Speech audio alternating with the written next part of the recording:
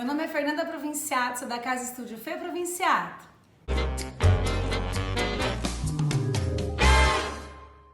Bom, hoje o nosso encontro é para conversa com desenho, é isso aí. Estavam ansiosos? Eu estava. Gente, o meu convidado de hoje é o Marcos. Olá, tudo bem? Tudo bom, Marcos? Tudo bem.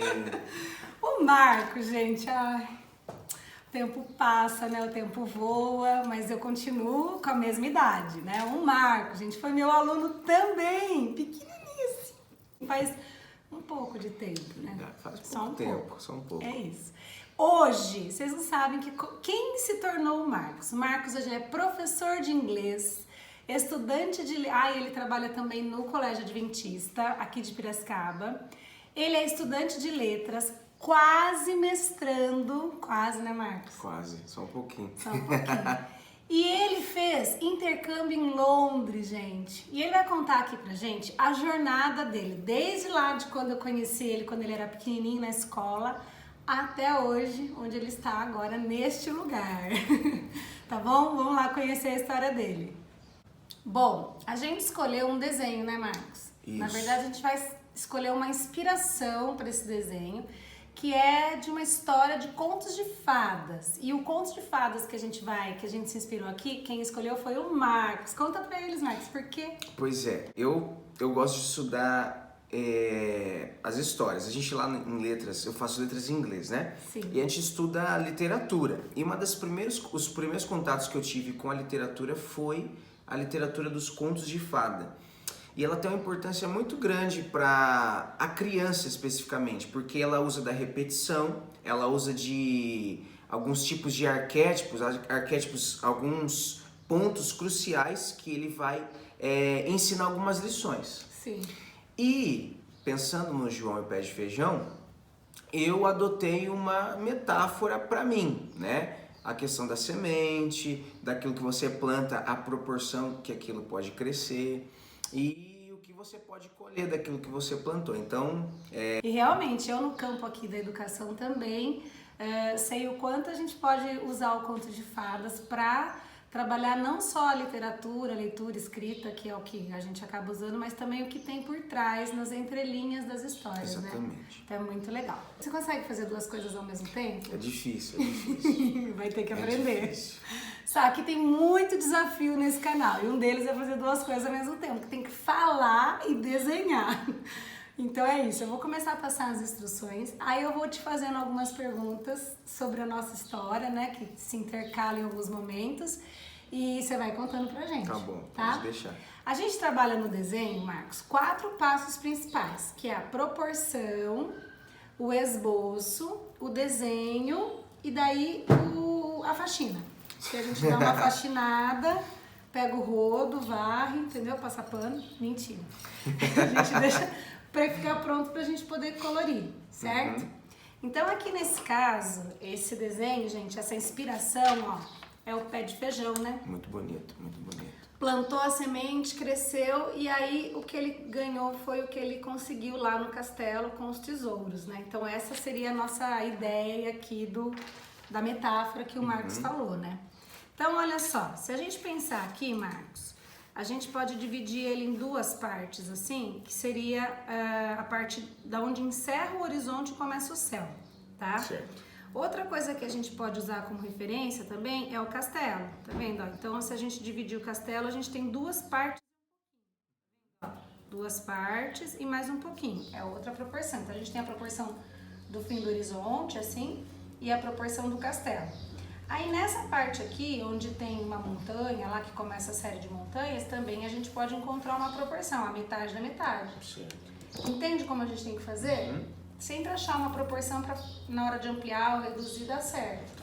Então a primeira coisa que a gente vai fazer aqui no nosso papel é isso, é dividir ela ao meio. Então a gente achou a proporção, tá? Bom, aí a gente vai fazer primeiro o que tá atrás lá, a montanha, o castelo, e depois a gente vai construindo. Eu vou fazendo e você vai me contando, vai contando pro pessoal como a gente se conheceu. Ok. Então, eu tinha eu não lembro quanto tempo, mais ou menos, acho que uns 8 anos, talvez. Acho que é. Eu estava na segunda série, né? Que é o 3º ano. É o 3º ano. Eu acho que assim, o que me marcou, que assim, eu nunca fui você pode me corrigir, um mau aluno, Não, ele era mas eu gostava de falar um pouco, né? Era tagarela. Eu gostava de falar. Só que, apesar de tudo isso, assim, minha mãe, ela é professora também, né? Mas ela sempre foi uma parceira, assim, da escola e ela me cobrava muito. Eu não podia deixar de cumprir as minhas atividades da escola. E às vezes tinha aquele puxão, né? Ah, o Marcos conversa um pouco, tá? Minha mãe me cobrava bem. O que me marca dessa fase é que não só você, mas as minhas professoras daquela época, eu acho que elas tinham muito... O amor que elas tinham por ensinar, isso não era pesado. Então, vocês sabiam me cobrar, me corrigir, mas eu continuava sendo motivado a estudar. Eu acho que quando a gente cobra, se você sabe cobrar, você não vai desmotivar, né? Exatamente. Você vai ensinar conduzindo o caminho, né? Ó, vamos dividir essa área do castelo no meio, de novo? E eu conheci ele, gente, eu trabalhava na rede municipal de educação, né, em Piracicaba, aqui na minha cidade, na nossa cidade, que é o nosso canal, ele espalha por aí, viu? Certo. É bom situar as pessoas. O bairro que eu trabalhava era o Jardim Oriente e a escola era o Thales Castanho de Andrade. Foi logo quando começou a municipalização, né, em todo o Brasil, não só aqui em Piracicaba, né? E aí realmente o Marcos era tagarela, mas ele era um bom aluno. E a gente tinha umas dificuldades lá na escola, né, Marcos? É verdade. Não era uma coisa fácil, porque era uma escola nova, um bairro novo. E periferia também, periferia, tinha muita, assim, o que me deixava muito triste, assim, era o que as crianças passavam, assim. Você ainda tinha uma família mais estruturada, graças a Deus, né? Eu acho que assim, de todas as dificuldades que eu passei, a gente ainda podia... É aquela coisa, né, que às vezes você ainda olha e ainda tem alguém que tá em condições piores que você, né? Tinha muita criança que era muito largada, as mães não cuidavam, tinha situações até de risco, né? É verdade. Ó, mais fácil fazer primeiro a torre. Tá vendo que ela tá assim, né? Isso pra dar a ideia de que tá sendo vista um pouco de baixo pra cima. Por isso que ela tá inclinadinha. A gente não tá fazendo ela retinha. No fim, a gente que você cresceu, a gente vai fazer essa parte de cima. Você cresceu, né? Eu até acabei saindo da rede. E no fim, a gente se reencontrou. Você lembra como a gente se reencontrou? Eu lembro de uma vez que eu tava ali próximo do Mercadão, aqui na cidade tem um Mercadão Municipal, acho que muitas cidades têm, né? Sim, sim. E acho que é a primeira vez que a gente se reencontrou assim, mas foi num relance, foi bem rápido. E acho que você já tava mexendo com pintura, e você comentou mesmo. Tô dando aula de desenho. Aula de desenho, vai lá conhecer, né? Foi muito rápido mesmo. E passou o tempo, e foi. Eu estou aqui, já estou concluindo o curso, a faculdade, né? E eu tenho um plano, né? Isso deve ser revelado assim agora em rede. Gente, é um plano muito legal. E é um plano assim que eu quero resgatar os meus professores. Opa, convidadas especiais aqui, né? Sempre. Aparece para dar um oi. Sempre bem-vindas, né?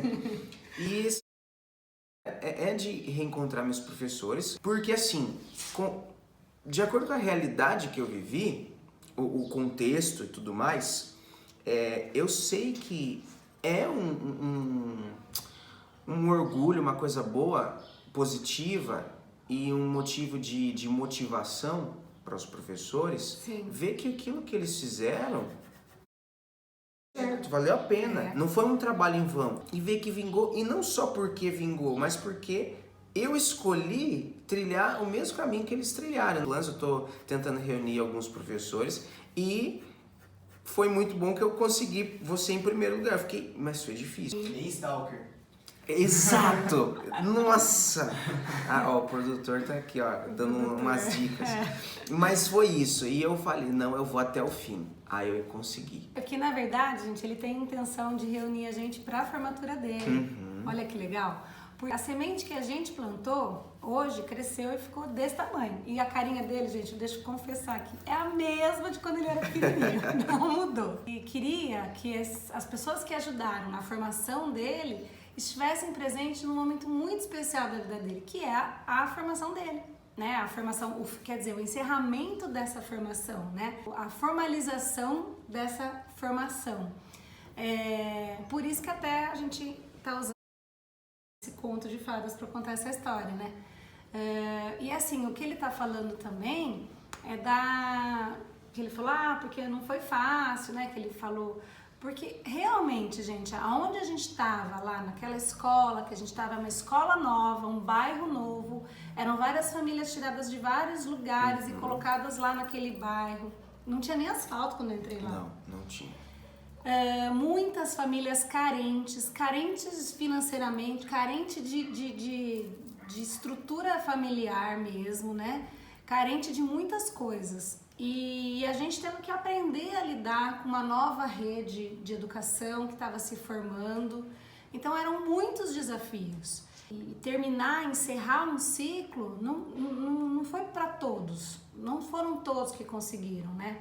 E isso, quando você consegue e chegar onde ele chegou, é muito legal. Por isso que a gente está aqui hoje, para mostrar que a gente consegue. Exatamente. Né? Tudo começou lá atrás com a gente, que a gente plantou a semente, você gostava daquele contexto escolar, né? Sim. E você aprendeu a valorizar isso, e aí você foi crescendo um pouquinho. Sim. Aí conta pra gente. Eu tive algumas coisas assim bem interessantes, assim, porque minha mãe, ela me cobrava muito na escola, né? Ela fazia eu fazer caligrafia o tempo todo. Ela me alfabetizava, e aí eu fui pro pré, lá no Tales. Sim. Porque aí acho que no primeiro semestre eu comecei a ler, né? Eu participei de uma brinquedoteca antes mesmo de entrar na escola. A gente montou uma biblioteca em casa. Foi um negócio doido, assim. E eu chamava todos os vizinhos. Aí eu fazia atividade com eles. A gente fazia um plano de leitura, noite em casa. Professor, né, gente? E juntava, era criançada. E os pais ficavam felizes disso. Passaram-se o tempo, né? Tinha muita vontade na adolescência de aprender inglês. Consegui uma bolsa na escola de inglês. Você lembra o nome da escola? A escola que inclusive eu dou aula hoje, a Parque Idiomas. Parque Idiomas. Então hoje você dá aula na Parque Idiomas e você começou essa jornada do inglês lá na Parque Idiomas. Olha que legal, gente. Mas ela deu essa oportunidade porque você abraçou ela com... Eu fui atrás, eu corri. Né? Tinha os professores lá de um projeto social que tinha lá no bairro e eu fiquei enchendo o saco deles. Eu falei, eu não pagava nada, né? Nem material? Não, eles me ajudavam com tudo. Legal. Só que um ano e meio depois que eu tava fazendo o inglês ali, teve uma ruptura na minha família, teve que romper tudo, eu tive que ir embora, a gente teve que se mudar pra Maceió, que é onde minha mãe mora hoje. Fazia aula de inglês, fazia aula de música, que eu sou instrumentista também, eu toco flauta transversal, né? E aí, foi embora, né? Eu sofri muito com aquilo. E, sim, tudo que eu tava fazendo aqui tava muito bom. Eu vou apagar aqui assim, só um pouquinho, pra gente poder fazer o... Apaga o esboço? Pra gente poder fazer o pé de feijão, sabe? Tá. Senão vai ficar muito difícil de entender. Beleza. Tá. Algumas coisas aconteceram lá, uma coisa marcante lá em Maceió. Eu tinha um amigo, a gente tocava flauta, a gente entrou lá na Sinfônica, que tem lá na cidadezinha onde minha avó mora. Esse meu amigo, ele ia pro Rio de Janeiro viajar, passar as férias com a mãe. E ele dava aula na escola pública municipal. Era um projeto que tinha, naquela época eu tinha 14 para 15. Ele também? Ele também, a mesma idade. Legal. A gente tocava flauta, a gente começou a tocar, a gente tocava na Sinfônica às vezes, assim, de convidados, de aprender. Eu entrei no Centro de Artes de Maceió para aprender flauta, continuar na flauta, e acabei fazendo o clarinete. Foi por pouco tempo, mas foi bem legal. Só que aí ele viajou. E ele falou assim, Marcos, eu preciso deixar alguém aqui. Aula de flauta doce pra criançada. E era criançadinho de 7, 8 anos. Era um negócio assim doido. E acho que foi uma das coisas assim também que foi uma confirmação, assim, só que eu não sabia. Eu não tinha ainda esse gosto. Com 15 anos você não tem muita noção de que você vai fazer, que você vai ser quando crescer. A projeção a longo prazo, né? E eu queria fazer outra coisa, né, da minha vida. Eu queria ser, por conta do inglês, eu queria fazer missões. E eu comecei a fazer um curso de teologia na Universidade Adventista, eu tranquei, não tinha muitas condições. Fiquei 2 anos fora da faculdade. Quando eu entrei em 2015. Mas aí você fez teologia lá em Alagoas ainda? Não, aí eu vim pra você voltou pra Piracicaba. Pra Pira e fui pra um internato. Bom, agora, Marcos, chegou a parte mais difícil. Nossa. Você achou que o desenho era difícil? Eu achava que o desenho era difícil. Não. Né? Você já me contou, então, toda a sua jornada até entrar na faculdade. Aí, quando você entrou na faculdade, eu vou te fazer a pergunta, eu vou te mostrar como você vai pintar, daí você vai contando. Tá bom. É tudo muito organizado aqui, viu, gente? Né, Marcos? Mas Quero saber, tá? Você já me contou como a gente se reencontrou, a semente que foi plantada, como você chegou em letras, né?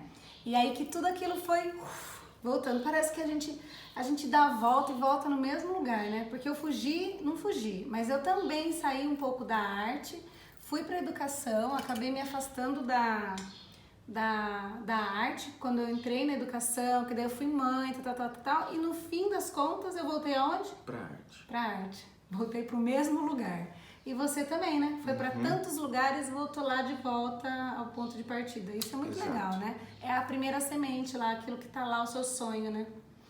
E aí, por isso que eu tô falando disso, né? Pra você contar pra gente agora o plano futuro. O que você pensa para o futuro, né? Eu, assim, eu vi a oportunidade de mudar, sabe? Com a minha história, outras pessoas. Eu acho que é isso que é o ponto, né?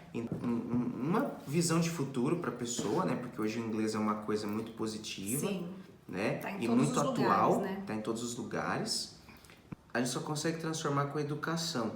Sim. Não é uma coisa, não é um pensamento meu, não penso sozinho. Muitos pensam assim, e eu acho que é uma marca verdadeira. Ela é verdadeira. Eu tenho muitos planos mesmo. Eu gosto de fazer muita coisa, você não tem noção. Eu também. Sou multitarefa, mas num foco central... Molhando mais, pondo sempre água. Tá. Isso, molha o pincel e vai. Num foco central, Sim. eu tenho vontade de formar também professores, sabe? Sim. Então, assim, eu quero dar aulas, quero dar aula de inglês, como já tenho feito. Crianças, adolescentes, Isso. adultos, mas Transmitir esse conhecimento, mas formar professores. Então, para isso, eu tenho que ter uma pós-graduação, né? Sim. Então, hoje eu estou fazendo 2 iniciações científicas na área da educação. Que bom. Tudo lá na Unimep. Tudo na Unimep, professoras excelentes aqui. Sim. A gente está fazendo TCC, só contar aqui rapidamente. Sim. Ele está tomando proporções internacionais, porque é o estudo, a influência do latim sobre a língua inglesa. Então, eu estou entrevistando pessoas falantes, nativos do inglês e não nativos, mas falantes do inglês. Sim. E assim, pessoas que me ajudaram muito, professoras que hoje lá na faculdade me agregaram muito. E assim, eu estou aí com um projeto terminando aqui a faculdade, já estamos aí para escrever o projeto de mestrado. Ai, gente, que orgulho. E aí, assim, o projeto a gente vai utilizar, eu quero utilizar do ensino do inglês, mas como um projeto social. Sim. Então eu quero ir para a periferia, ir para escolas públicas e a ideia vai ser oferecer um curso de inglês. Claro que a gente vai selecionar. Por que a gente vai selecionar? Porque a gente precisa ver quem que quer, quem que está interessado. Então, isso a gente conversou, gente, quando a gente se reencontrou, ele me contou essa história. Eu falei que isso dava até um assunto de mestrado. Foi ela que me indicou isso daí pro mestrado. Porque, inclusive, a longo prazo, os mestrandos que ele vai orientar podem ser, inclusive, como que eu posso falar o nome? Que vão continuar esse projeto Sim. e vão fazer esse projeto rodar e girar e continuar, né? Com certeza. E aí ele falou, presta atenção nisso, gente, ó, aquele que quer. Então, assim, uma seleção para esse projeto não é para todo mundo, é para aquele que quer, que deseja estudar, né? Sim. Continue. É porque, assim, eu tive muitas dificuldades, mas uma das coisas que me ajudou muito, né, que eu sempre tive vontade. Nunca deixei as pessoas, né, as circunstâncias me bloquearem e falar assim, você não vai fazer, você não vai conseguir. Eu fazer. Circunstâncias que você está querendo dizer? Preconceito. Preconceito com relação a quê? Preconceito, às vezes social, racial, que eu já sofri muita coisa.